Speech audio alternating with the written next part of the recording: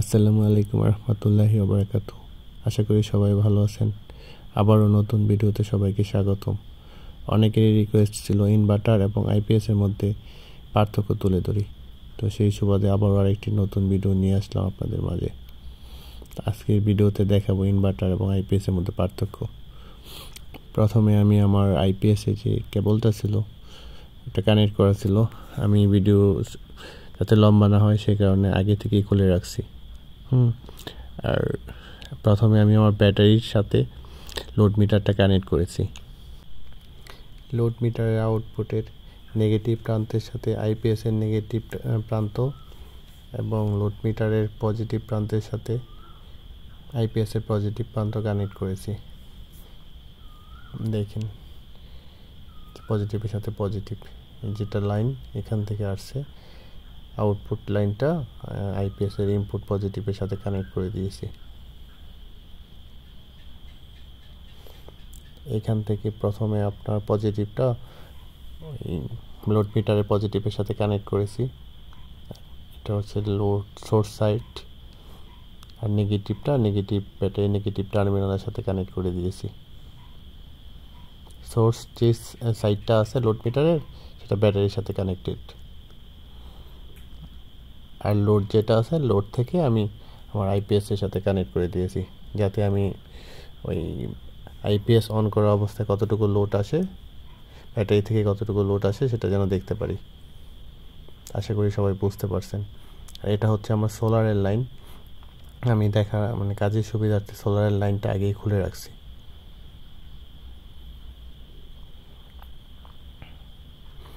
Solar কেবলটা খুলে রেখেছি যাতে ওইখানে আবার এক্সট্রা কোনো ভোল্টেজ না ঢোকে।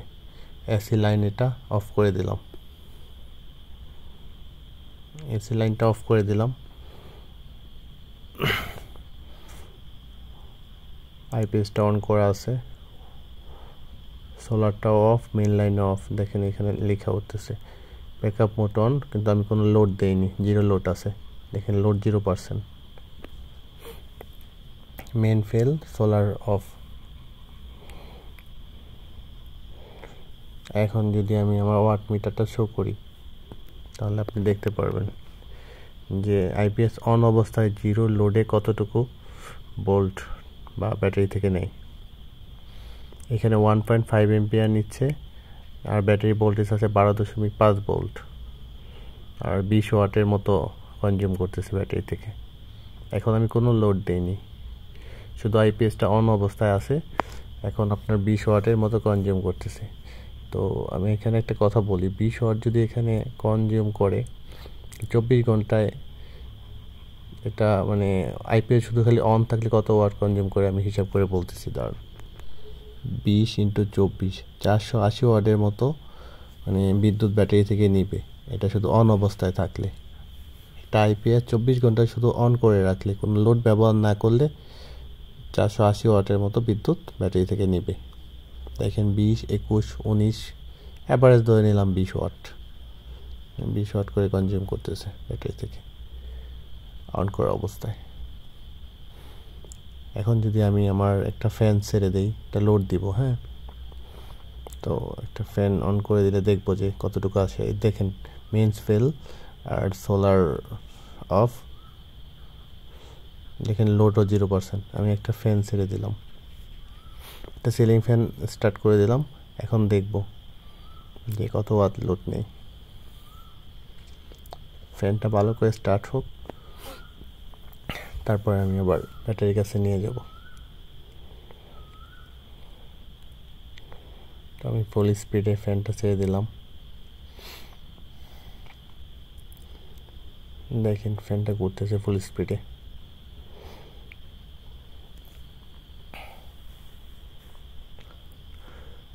দেখেন এখানে মেইন তো বন্ধ করে রাখছি, মেইন সুইচ, কারেন্টের লাইন, আর ব্যাকআপ মোডে আছে। 12% লোড নিচ্ছে আইপিএস থেকে, 12% লোড নিতেছে একটা ফ্যান চলার পরে আর কি।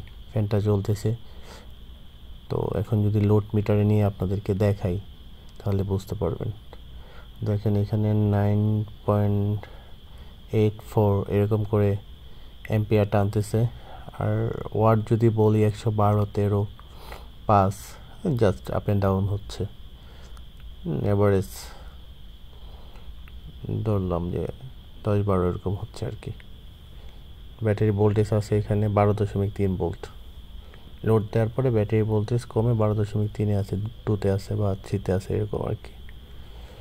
তো এখানে এম্পিয়ার নিচ্ছে 9 এম্পিয়ার, 8 এম্পিয়ার, 9.1, জাস্ট এবার আপ অ্যান্ড ডাউন হচ্ছে আর কি।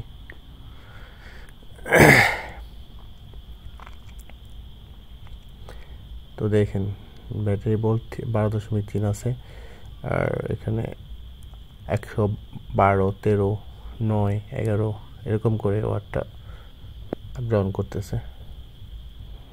আমরা যদি একটু হিসাব করি, হ্যাঁ, তাহলে বুঝতে পারবেন।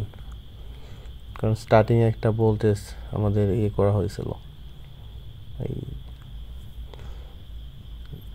অন করা অবস্থা একটা ভোল্টেজ নিত আইপিএস।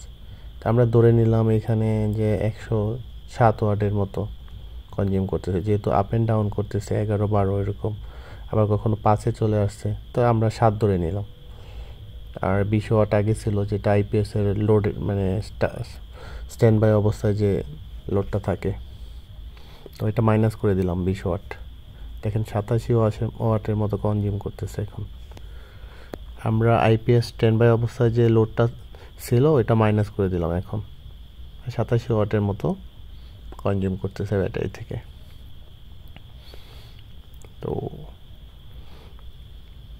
তো দেখতে পারলেন যে স্ট্যান্ড বাই অবস্থায় ছিল আর 20 ওয়াটের মতো কনজিউম করছে, আর ফ্যান দেওয়ার পরে 112-13 এরকম করতেছে। এখান থেকে 20 ওয়াট মাইনাস করার পরে 87 ওয়াটের মতো ছিল। বারবার বলতেছি যাতে বুঝতে সহজ হয়, ঠিক আছে। এখন আমরা ওই লাইনটা খুলে, আমার কাছে যে ইনভার্টারটা আছে, জংফ একটা ইনভার্টার আছে, যেটা রিভিউ অনেকবার দিয়েছি আমি। দেওয়ার পরে অনেকেই অনেক কিছু বলেছে, যেটা ভালো না এটা সেটা। তো এটা এখন কানেক্ট করব এবং দেখব এটা কত ওয়াট কনজিউম করে। তো ভিডিওটা পজ করে আমি এটা কানেক্ট করে দিলাম। পুরো কানেক্ট করে নিয়ে জাস্ট একটু সহজ করে রাখছে আর কি কানেক্ট করে। একটা প্রান্ত যে নেগেটিভ টার্মিনালটা ওই লোড মিটারের আউটপুটের সাথে ইনভার্টারের নেগেটিভটা যুক্ত করে দিলাম। ভালো করে দেখেন, ইনভার্টারের নেগেটিভ প্রান্ত লোড মিটারের আউটপুটের নেগেটিভের সাথে যুক্ত করে দিলাম। এখন পজিটিভ যে টার্মিনালটা আছে এটা এখনও কানেক্ট করি নেই, এটা করব, এটা আপনাদের সামনেই করব। এখন ইনভার্টারটা বন্ধ করা অবস্থায় আছে, স্টার্ট করি নেই, তো বন্ধ করে এখন এটা কানেক্ট করব। কানেক্ট করে দিলাম। এখন দেখেন ইনভার্টারের লাইট চলে আসছে। তো আমি আবার আইপিএসের পিছন থেকে লোডের যে কেবলটা ছিল ওটা আমি লাগিয়ে রাখছি আগেই, ওটা দেখাইনি।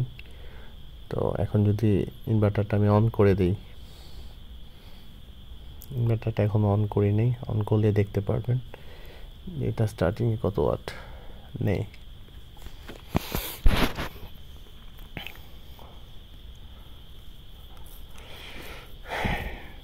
ইনভার্টারটা অন করে দিলাম,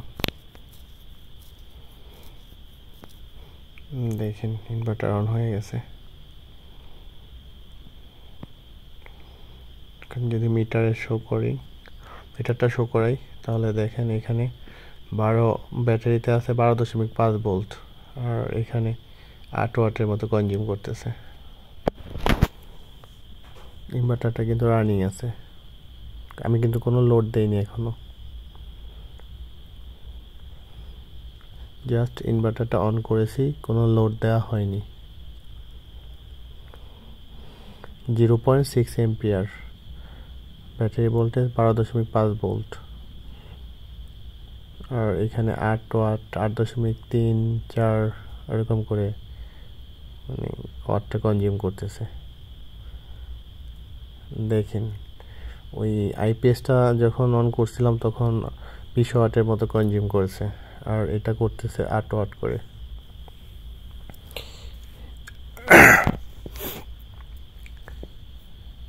আইপিএস 20 ওয়াটের মতো নিছিল, আর এখানে এটা নিচ্ছে 8 ওয়াট করে, তার মানে অনেকটা বিদ্যুৎ সাশ্রয়ী এখানে ইনভার্টার। আমরা যদি এটা হিসেব করে একটু দেখি যে 8 ওয়াট থেকে 24 ঘন্টা যদি ইনভার্টারটা আমরা শুধু অন করে রাখি, কোনো লোড ব্যবহার না করি, তখন কত আসে। 24 ঘন্টা এই দেখেন 8 ওয়াট করে 192 ওয়াটের মতো কনজিউম করে। আর ওইটা ছিল মেবি 480, আর এখানে হচ্ছে যে 192। আপনারাই বুঝতে পারবেন এখন যে কোনটা বেশি বিদ্যুৎ সাশ্রয়ী। তা এখন একটা লোড দিয়ে দিলাম, ফ্যানটা অন করে দিলাম, ইনভার্টার থেকে লোড দিয়ে দিলাম। ফ্যানটা ভালো করে স্টার্ট হোক, তারপর আবার এখানে নিয়ে যাব এবং দেখব যে কত ওয়াট কনজিউম করে। আইপিএসটা বন্ধ আছে দেখেন, এখন ইনভার্টার থেকে চলতেছে। এখন যদি ওয়াট মিটারটা শো করাই, তাহলে দেখতে পারেন এখানে 7 এম্পিয়ার করে ব্যাটারি থেকে ভোল্টেজ নিচ্ছে, বিদ্যুৎ নিচ্ছে, 7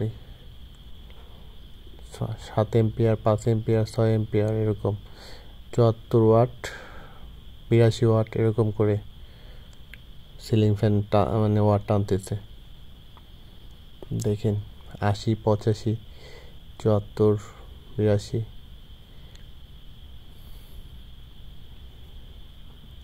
ভালো করে লক্ষ্য করেন।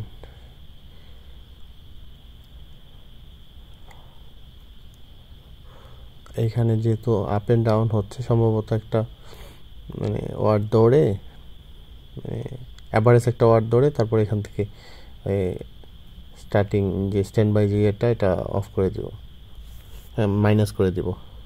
ধরে নিলাম এখানে 80 ওয়াট কনজিউম করতেছে।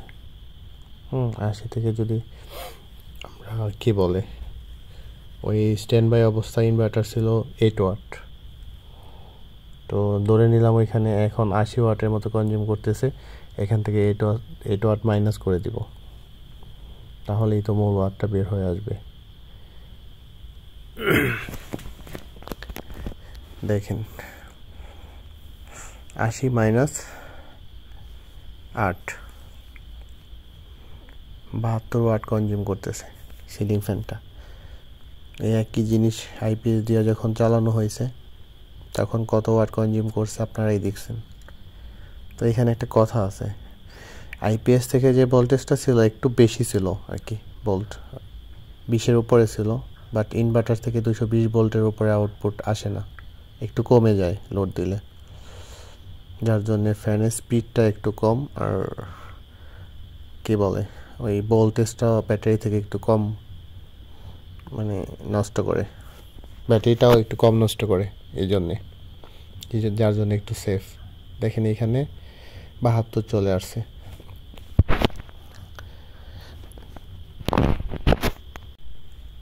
তো চলেন এখন এই বিষয়গুলো নিয়ে একটু আলোচনা করি।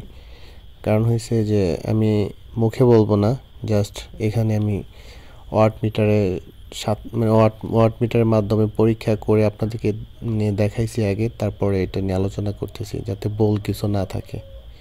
তো এখন যদি বলি যে একটা আইপিএস যখন স্ট্যান্ড বাই মোডে ছিল, অন করা অবস্থায় কোনো লোড আমি ব্যবহার করি নাই, শুধু অন করা ছিল, তখন এখান থেকে মানে 20 ওয়াটের মতো কনজিউম করছে, যেটা হচ্ছে 24 ঘন্টা স্ট্যান্ড বাই মোডে থাকলে বিনা লোডে এখানে 480 ওয়াটের মতো কনজিউম করতো। আর ওই জায়গায় একটা ইনভার্টার মাত্র 8 ওয়াট মানে কনজিউম করছে। তো সেই ক্ষেত্রে এটা যদি আমি 24 ঘন্টা অন করে রাখি, সেই ক্ষেত্রে 192 ওয়াটের মতো কনজিউম করে। তো আইপিএস থেকে এটা অবশ্যই অনেক বিদ্যুৎ সাশ্রয়ী, এটা আপনারাই দেখতে পারলেন। তো আইপিএস, হ্যাঁ আইপিএস ভালো, আইপিএস অনেক হেভি লোড দেওয়া যায়, দীর্ঘদিন ব্যবহার করা যায়। আইপিএসের তুলনা ইনভার্টারের সাথে করা উচিত না। তারপরও বললাম যে আইপিএস থেকে আপনি হেভি লোডগুলো ব্যবহার করতে পারবেন, বাট আইপিএসের দামটা অনেক বেশি ভাই। একটা আইপিএস আপনি যখন কিনতে যাবেন, তখন একটা আইপিএস মানে যদি সোলার আইপিএস হয় 11-12 থেকে 12 থেকে হয়তো শুরু হবে, 13-14 এরকম হতে পারে, 15-16 আরও বেশিও হয়।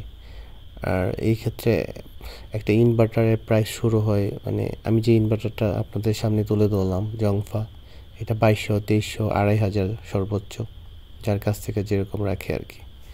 তো ওই দিক থেকে তুলনা করলে দেখেন, আপনারাই বলেন, একটা ইনভার্টার আপনি একটা আইপিএসের সাথে মোট 6টা ইনভার্টার কিনতে পারবেন এর দাম দিয়ে। তো আসলে ওইটা ওইভাবে বিচার করতে হবে। কারণ হচ্ছে আমি এই ভিডিওটা তৈরি করার একটাই উদ্দেশ্য, আমি যখন ইনভার্টার নিয়ে ভিডিও দেওয়া মানে আপনাদের সামনে তুলে ধরছি, তখন অনেকেই বলছে যে এটা ভালো না, এটা নষ্ট হয়ে যায়, আইপিএস কিনেন। ভাই, আইপিএসের প্রাইস আর এটার প্রাইস অনেক ডিফারেন্স। তো প্রাইস পয়েন্ট থেকে বিবেচনা করলে সব দিক থেকে ইনভার্টার বেস্ট বলা যায়। কারণ এটা থেকে আপনি চার্জিং পাচ্ছেন, এটা থেকে আপনি আউটপুট পাচ্ছেন, এটা থেকে আপনি সোলার থেকে ব্যবহার করতে পারতেছেন, সবই তো পারতেছেন। আপনি আইপিএসের সাথে ইনভার্টারে তখনই তুলনা করতে পারবেন যখন দুইটার প্রাইস সেম হবে। ধরে নিলাম 1-2 হাজার টাকা কম হইলো, একটা 2 হাজার বেশি হইলো, সেই ক্ষেত্রে আপনি তুলনা করতে পারেন যে এটা ভালো এটা মন্দ। কিন্তু একটার প্রাইস যদি হয় 14,000 আর একটা প্রাইস যদি হয় 2,500, তাহলে দুইটা আসলে এটা তুলনা করাটাও বোকামি আর কি। তো আমি এই কথাগুলো একটা কারণেই বললাম যে অনেকে যে বললেন যে এটা খারাপ এটা খারাপ, তো ভাই আপনি যদি এটা সঠিক নিয়মে ব্যবহার করেন, আমি আবারও বলতেছি আইপিএস বেস্ট, এটা অবশ্যই ভালো। যাদের এত টাকা দিয়ে আইপিএস কেনার সামর্থ্য নাই আর কিনতে পারবে না, তাদের জন্য এই ইনভার্টারটা সবচাইতে বেস্ট। শুধু এই জিনিসটাই বুঝেছি, আর এটা প্রপার নিয়মে ইউজ করলে এটা সহজে নষ্ট হয় না, এই আর কি। শুধু 3টা জিনিস মাথায় রাখবেন: কানেকশন যেন উল্টাপাল্টা না হয়, 350 ওয়াটের বেশি লোড ব্যবহার করবেন না, এবং যেন 2 তার একসাথে শক না খায়, তাহলে এটা দীর্ঘদিন ব্যবহার করতে পারবেন ইনশাল্লাহ। ভিডিওটা যদি আপনাদের উপকারে আসে তাহলে আমার চ্যানেলটা সাবস্ক্রাইব করে রাখবেন, ভিডিওতে লাইক করবেন, এবং বুঝতে কোথাও সমস্যা হলে কমেন্ট করে মতামত জানাবেন। তো ভালো থাকবেন সবাই, আবারও নতুন একটা ভিডিওতে কথা হবে। আল্লাহ হাফেজ।